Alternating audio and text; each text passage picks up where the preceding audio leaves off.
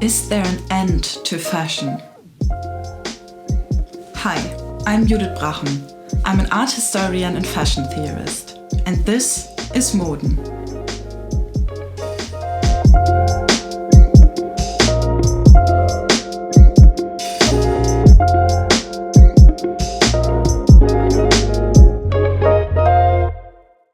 Fashion is closely tied to time. It is an ever-changing cycle, reflecting the now, drawing from the past, and always on the edge of the future. This, of course, refers to the fashion, capitalism's favorite child, and not to dress in general. While the speed in which trends change has only accelerated in the past decades, this changing nature of fashion was already criticized from the 19th century on. Artists tried to invent the one garment that was to break the cycle and that would last. The English arts and crafts movement tried to counter the trends of the mid-1800s with simple dresses that allowed for their vision of life within nature. Some decades later, Belgian artist Henry van der Velde was inspired by their writings and designed dresses that would fit in with the lives of his clients. In Germany, the Reformkleidbewegung, the reformed dress movement, tried to free women of the unhealthy and seemingly unnecessary trends of their time, while artists like Gustav Klimt were in search for the Urkleid, the original authentic garment that could replace all other clothes. All over Europe, and to some extent also in the US, counter-fashion movements were forming. At the beginning of the 20th century, some especially radical counter-designs to current fashion came from Russia. After two revolutions, Russia was now at the dawn of socialism. From October 1917, the communist Bolsheviks ruled the state, and the ongoing construction of a communist utopia also affected culture and art. The Constructivists were involved in translating the socialist ideas into art through committees, publications, and innovations. For the Constructivists, art should only ever be used to design and influence the everyday. Art for art's sake was no longer acceptable, and one Constructivist even claimed that the last painting had already been painted. Every aesthetic detail without a use or a function would be obsolete. Starting with geometric graphic works, which initially appeared as drawings or paintings, the Constructivists continued to develop their idea of art until it became synonymous with production. In line with the equalization sought by socialism, design was to infuse all areas of life and art was to be removed from its pedestal.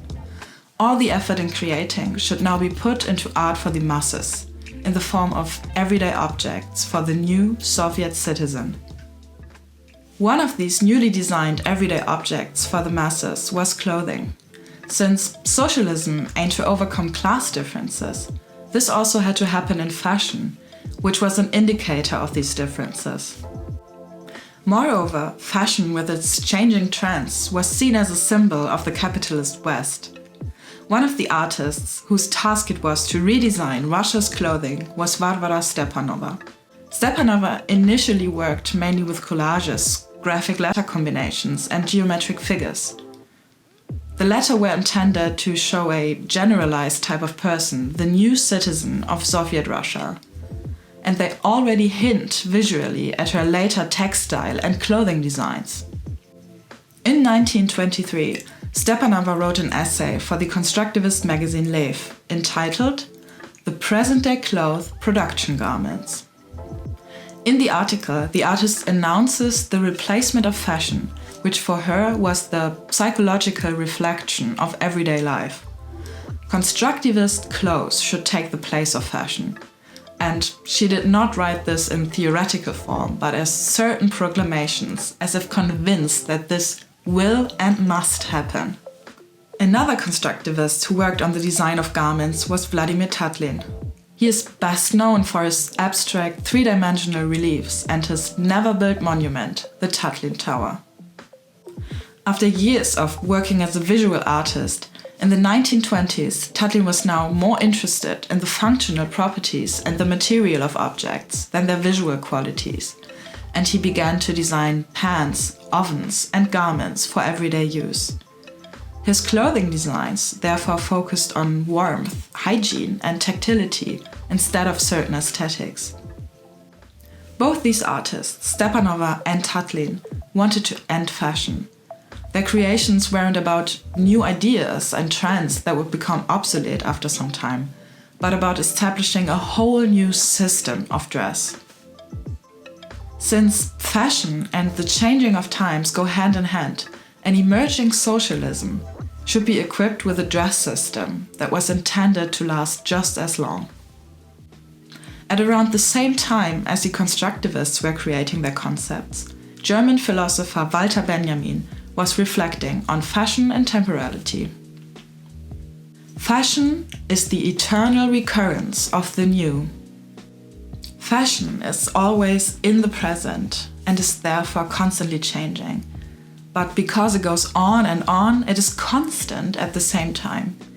Each fashion must end to make room for a new one, but the system in itself does not seem to end. According to Benjamin, fashion reiterates aesthetic references from the past and yet must always produce something current and something new. This is how fashion performs progress. Benjamin, however, exposes this progress as a myth in his writings. He sees the constant renewing of fashion as a tool of capitalism. In this way, fashion creates its own temporality, which prevents actual historical shifts. Influenced by Karl Marx, he also uses the term commodity fetish to describe the imagined and symbolic value of the objects we buy. A value that hides the production and is thus not real. While Marx focused mainly on the hidden labor of the commodity fetish, Benjamin describes the aesthetic charge of the objects, which embody dreams and myths. Dreams that reflect the nowness and vanish as fast as they come, making place for a new one and a new one and a new one. So the end of fashion seems, if we follow Benjamin, unattainable. But it was exactly what the Constructivist artists had in mind. In place of fashion, there should be standardized clothing. This went hand in hand with the idea of standardizing people and their bodies. Everyone was supposed to be a worker from the same mold. That's why Varvara Stepanova devoted herself primarily to designing workwear. In her article on present-day dress, she described 3 types of clothing: procedeshta, specodeshta, and sportodeshta. Production clothing, special clothing, and sports clothing. The design of the work suit and the special suit depended on the work performed in them. The special suit was more of a modification, as it was primarily intended for professions that required a specific material, such as workers in acid factories. In both cases, decorative elements would be neglected. The aesthetics would, for instance, come from the number of pockets for the tools needed. Only for the sports suit did Stepanova opt for brighter colors and ornaments to ensure that the teams could be distinguished from one another. Despite her focus on rational clothing, her textile designs appear surprisingly colorful and patterned. Unlike her suits, her textiles were actually mass-produced. She made the designs with a ruler and compass, creating countless new patterns from the same shapes: circles, triangles, and rectangles. While she wanted her textile and garment design to launch a new era of dressing, many of her textile designs were actually used by women to sew fashionable garments from magazine patterns. They became a commodity instead of a lasting object. For Tatlin, a garment had to be as efficient as any other object in the utopian vision of socialism. In 1923, he published a drawing, later followed by a prototype of a man's coat he had constructed. The silhouette wasn't influenced by aesthetics, but by material and the right proportions. The pockets would be at arm-length reach, while the cut of the shoulders would provide more mobility than other coats of that time. In addition, the trapeze-shaped cut, which narrows from the broad shoulders downwards, should provide better airflow and therefore both more warmth and more hygiene. He devoted himself to the material of the garment and its function, even going so far as to reveal the construction of his coat. The coat included several removable linings that would adapt the garment to the different seasons, rendering the purchase of a new coat unnecessary. He also designed a sportswear suit made of linen in 1924. The boxy silhouette differs hugely from men's suits at that time. This cut would not only allow for a better hygiene, but also for movement, which in garments made for workers would be quite the important feature. In collages presenting the suit, he even shows the pattern pieces, through which he not only focuses on the practical construction of the suit, but also makes the suit available for potential copying. The strategies used by Stepanova and Tatlin opposed commodity fetishism. Instead of disguising the production, they published patterns or texts explaining the construction. And instead of a consumer product that loses its quality after a while because it merely follows a fashion, they wanted to create objects that last. Although intended for the masses, Tatlin's designs and Stepanova's suits were only ever made as prototypes or as costumes for theater productions. The aim to produce these garments for every Soviet citizen and eliminate fashion failed, to a large extent because Russia at that time did not have the means or the production facilities, but suffered from shortages in all areas. Ironically, however, the ideas have survived as aesthetic references in fashion. For his fall-winter 1986 collection, Jean-Paul Gaultier was inspired by the Russian Constructivists. He was influenced by the colors, the posters, and the graphics of the artists. So red, black, and white could be seen a lot on the runway. Some of the garments were reminiscent of sportswear and thus drew on Stepanova's designs. The constructivist aesthetic is especially evident in the large Cyrillic lettering that covers sleeves, skirts, and backs, reminding of the bold typography used in magazines, posters, and other print products by the Constructivists. Another designer who has been influenced by constructivist design is Rick Owens. In his Spring-Summer 2019 collection Babel, he was not only inspired by the Tower of Babel, but also by Tatlin. The show for the women's collection even featured a tower, which hinted, as of course can be seen in the collection's name, at Babel, but also at Tatlin's unfinished monument. Some garments seem to be made out of attached geometric shapes. These garments reminded not only of a hybrid between depictions of the two towers, but were also a nod to Tatlin's way of designing solely from geometric patterns.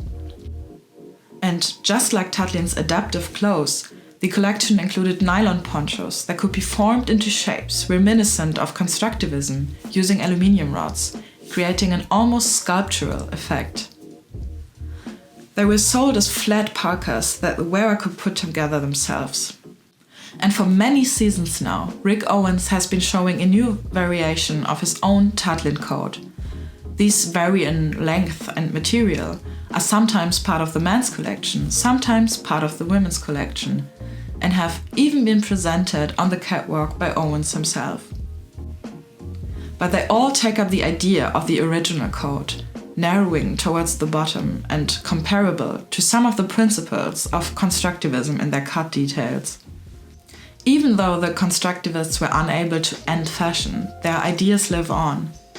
And not only in the form of their aesthetics, which are taken up by the cyclical fashion system, but also by today's counter-fashion activists, who are still searching for the one piece of clothing.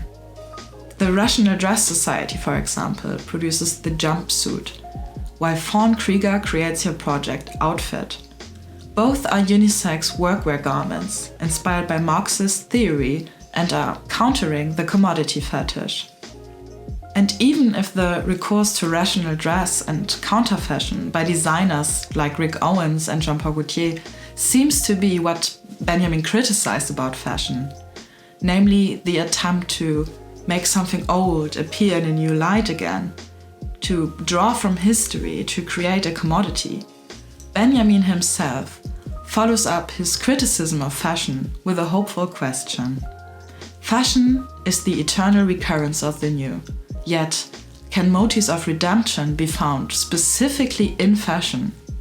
So, perhaps the temporality of fashion can only be interrupted by fashion itself.